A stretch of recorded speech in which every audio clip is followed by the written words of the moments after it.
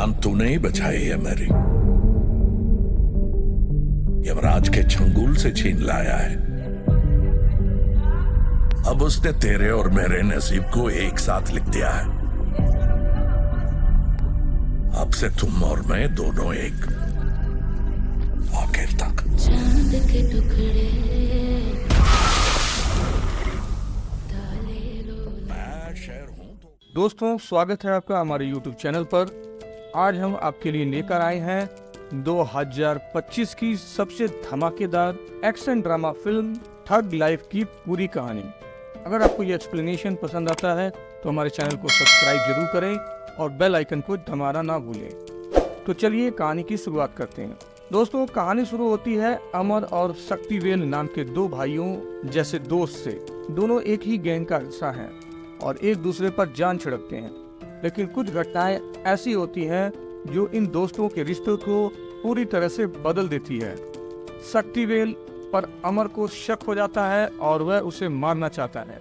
यह बात अमर के दिल को भी चुभ जाती है।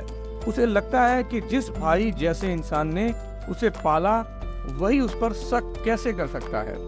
यही से कहानी मोड़ लेती है।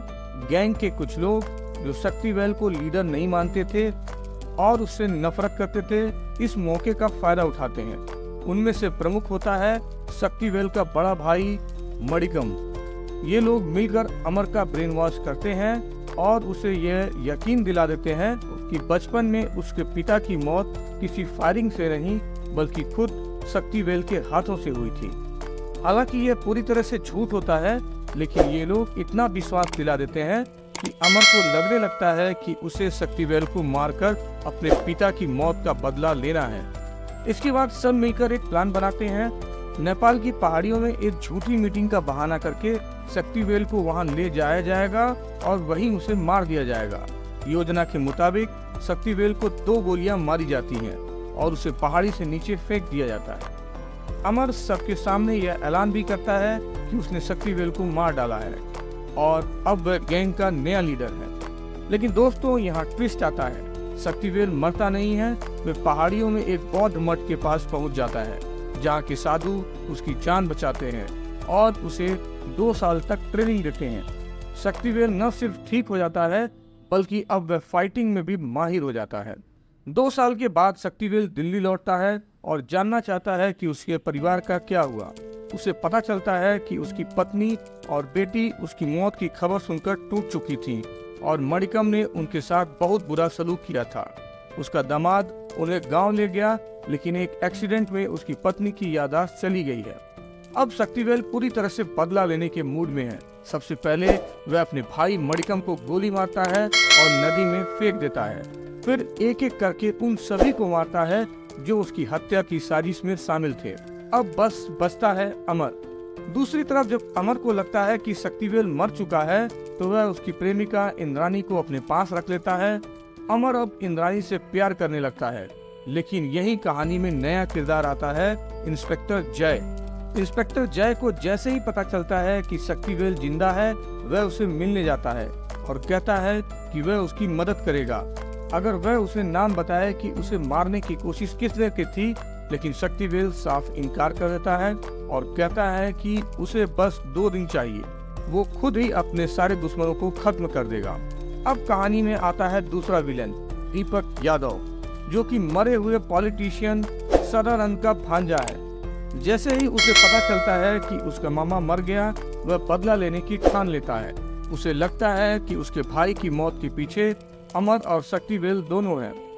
दीपक यादव अमर को मारने के लिए उसके घर में बम प्लांट करवाता है, लेकिन अमर घर से निकल जाता है और बच जाता है, जबकि इंद्राणी उस ब्लास्ट में मारी जाती है। शक्तिवेल यह सब देख लेता है और इंद्राणी की बॉडी देखने के लिए जलती हुई बिल्डिंग में घुस जाता है, जहां वह मलबे में दब जाता है।